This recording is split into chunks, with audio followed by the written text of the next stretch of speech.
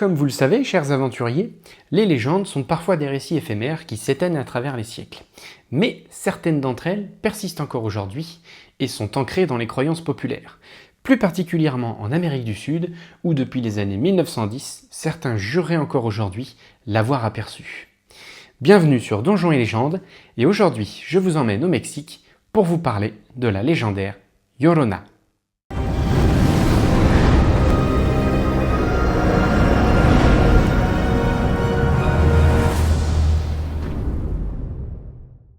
Le vent souffle sur les rives endormies, la lune se penche sur l'eau noire et dans le silence de la nuit, un cri venu d'un autre monde.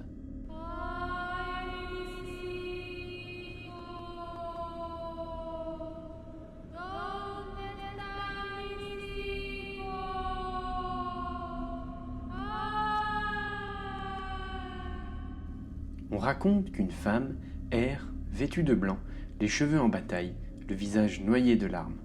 Ses pieds nus glissent sur la terre humide.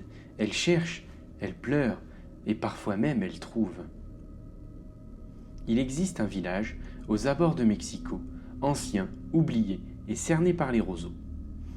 Dans les tavernes, les vieillards se penchent au-dessus de leur mescal et murmurent « Ne sors jamais après minuit, surtout près de la rivière ». Car certains ont vu une silhouette blanche marcher dans les eaux, appelant ses enfants d'une voix brisée. D'autres l'ont entendue hurler sous leurs fenêtres comme si elle pleurait un crime ancien. Et quelques rares survivants racontent qu'elle les a regardés et que ses yeux étaient vides. Mais d'où vient cette ombre? Qui était-elle avant de devenir une légende? Il y a fort longtemps vivait une jeune fille nommée Maria, belle comme l'aurore et fière comme la lune. Ses cheveux noirs tombaient jusqu'à la taille, ses cheveux brûlaient d'une lueur sauvage. Dans tout le village, elle était convoitée. Mais Maria voulait plus que des compliments de paysans. Un jour, un hidalgo noble espagnol, à la peau claire et aux bottes de cuir, arriva à cheval. Il était riche, séduisant, mais très dangereux. Et Maria tomba folle d'amour. Elle lui donna son cœur et bientôt 2 enfants. Mais le noble s'ennuya. Il s'absenta, puis revint, puis s'absenta encore, jusqu'à ce qu'un jour il reparaisse, sur un carrosse doré, avec une femme blonde à son bras. Maria sentit son monde s'écrouler. Elle voulait crier, supplier, frapper, mais le regard du noble glissa sur elle, vide de toute émotion, comme si elle n'avait jamais existé. Ce soir-là, la pluie tomba sans fin. Maria, égarée, blessée, dévorée par la trahison, prit ses 2 enfants endormis. Elle marcha jusqu'au fleuve, ses pieds nus dans la boue et son souffle coupé. La rivière semblait l'appeler, noire et profonde. Maria serra ses enfants contre elle. Puis, dans un moment de folie et de rage, elle jeta les enfants dans l'eau. Un cri et 2 éclaboussures, le silence régna. Lorsqu'elle réalisa ce qu'elle avait fait, il était trop tard. Maria plongea, hurla, griffa la surface de l'eau, mais le fleuve ne rendit rien. On la retrouva le lendemain, agenouillée dans la vase, ses bras vides et son esprit brisé, et ses larmes éternelles.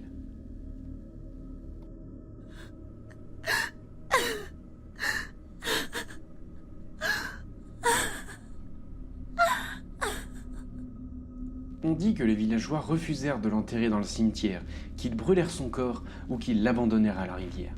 Mais une chose est sûre, Maria ne trouva jamais le repos. Elle revint transformée, ni vivante, ni morte. Elle marcha à nouveau près des rivières, vêtue de blanc, traînant un linceul de brume. Ses cris se firent entendre à la tombée de la nuit. Et depuis, elle erre, inlassablement. Des générations de témoins se sont succédés. Une femme en 1910 aurait vu la Llorona à la fenêtre de la chambre de son bébé. Un homme, ivre, jura qu'elle l'avait poursuivi jusqu'à sa barque, hurlant si fort qu'il saigna des oreilles. Un enfant, dans les années 60, raconta avoir vu une dame pleurer au bord d'un canal. Quand elle voulut la consoler, la femme leva la tête et son visage n'avait plus d'yeux. À travers le Mexique, le Guatemala, le Salvador, les histoires changent, mais la plainte reste la même.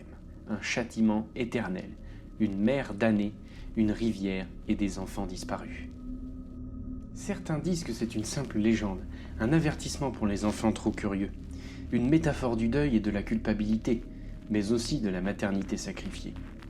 Mais d'autres affirment l'avoir entendue au détour d'un chemin, près d'un pont, dans un rêve qui sentait l'eau morte et la cendre. Et chaque fois que la pluie tombe, chaque fois que le vent souffle dans les arbres, la même question revient. Et si elle existait vraiment ? La Llorona n'est pas seulement un fantôme, elle est la mémoire d'un drame, un cri figé dans le temps. Elle est la trace de toutes les femmes qui ont perdu, de toutes celles qu'on a abandonnées, et de toutes les mères qui errent dans le silence et la nuit. Alors, si un soir, en longeant une rivière, vous entendez un murmure, un sanglot porté par le vent, courez, car Maria pleure encore et elle cherche ses enfants.